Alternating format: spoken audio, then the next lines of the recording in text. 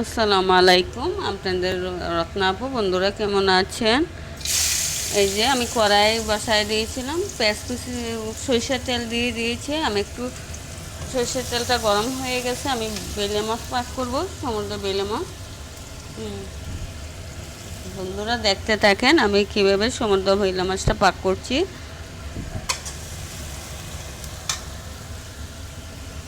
সমুদ্র বেলে মাছ কেটে ধুয়ে পরিষ্কার করে ভেজে নিয়েছিলাম। এই যে সমুদ্র বেলে মাছ কেটে দিয়ে পরিষ্কার করে ভেজে নিয়েছি আমি। মাছটা এখন পাক করবো আমি।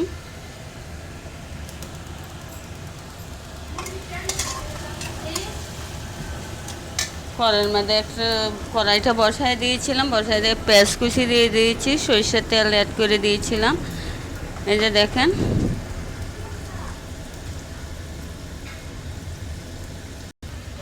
এই যে আমি দুইটা টমেটো কেটে রেখেছিলাম, ওই দুইটা টমেটো দিয়ে দিব। তারপর আমি মশলা অ্যাড করে দিব।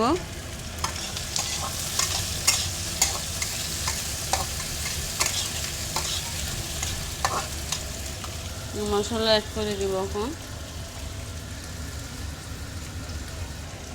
ওই যে দেখেন এখানে আমি মশলাটা আমি দিয়ে দিব। বন্ধুরা দেখতে থাকে। রসুন বাটা 4 চামচ, আদা চামচ, আদা বাটা 4 চামচ, আদা চামচ, জিরা বাটা 4 চামচ, আদা চামচ। আমি সমুদ্র ভাইলা মাছটা কীভাবে পাক করবো আপনারা দেখতে থাকেন। আমি হালকাই মশলা দিচ্ছি।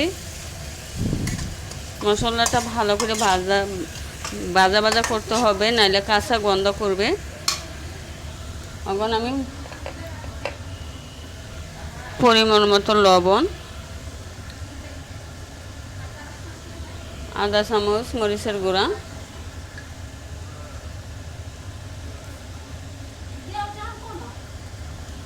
হলুদের গুঁড়া আধা চামচ। আমি সব মশলা দিয়ে দিছি, এখন ভালো করে কষায় নিতে হবে।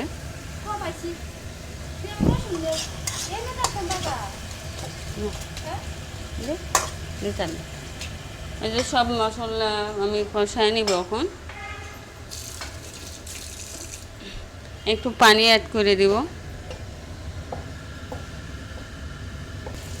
ওই যে দেখেন আমি পানি অ্যাড করে দিব। 10 মিনিট ভালো করে কষায় নেব মশলা যত কষাবেন অতই ভালো হবে, নাহলে তরকারি ভালো হবে না। এই যে মশলাটা আমি ভালো করে কষায় নিব 5 মিনিট। দেখেন আমার মশলা বন্ধুরা কষানো হয়ে গেছে। এখন আমি বেলে মাছটা দিয়ে দিব। ওই যে বেলে মাছ, যে বেলে মাছটা দিয়ে দিয়েছি। এটা আমি ভুনা করব। আমি আর একটু কষায় নিব।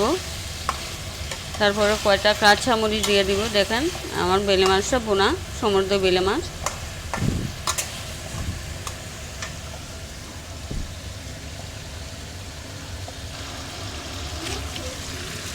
ওই যে কাঁচামরিচ দিয়ে দিলাম, পানি অ্যাড করে দিব এখন। এই যে পানি অ্যাড করে দিয়েছি আমি। আর একটু পানি লাগবে আমার। 10 মিনিট পরে ঢাকনা দিয়ে রেখে দিব।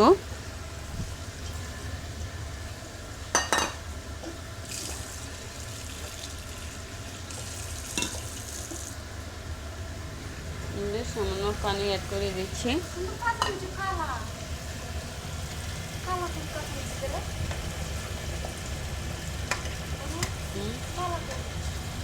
এরকমই আনো।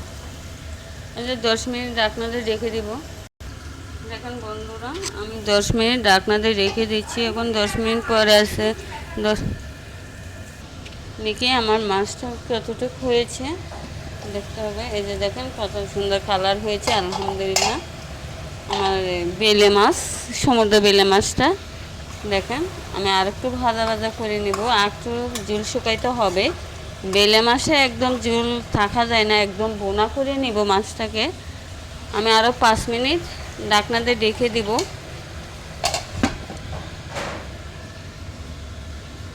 দেখেন বন্ধুরা আমার এই যে বেলে মাছটা হয়ে গেছে। আমি এখন একটা ডিশে ঢেলে দিব। এই যে কত সুন্দর কালার হয়েছে। বেলে মাছ একদম বোনা করে নিয়েছি। গ্যাসটা বন্ধ করে দিলাম। এখন আমি একটা ডিশে ঢেলে দেখাই দিচ্ছি আপনাদেরকে। দেখেন বন্ধুরা, বেলে মাছটা কত সুন্দর হয়েছে আলহামদুলিল্লাহ। আমি একদম ভুনা করে নিয়েছি বেলে মাছ। সমুদ্র বেলে মাছ এগুলো বোনা না করলে ভালো লাগে না, তার জন্য একদম বোনা করে নিয়েছি। আলহামদুলিল্লাহ, দেখেন কত সুন্দর হয়েছে।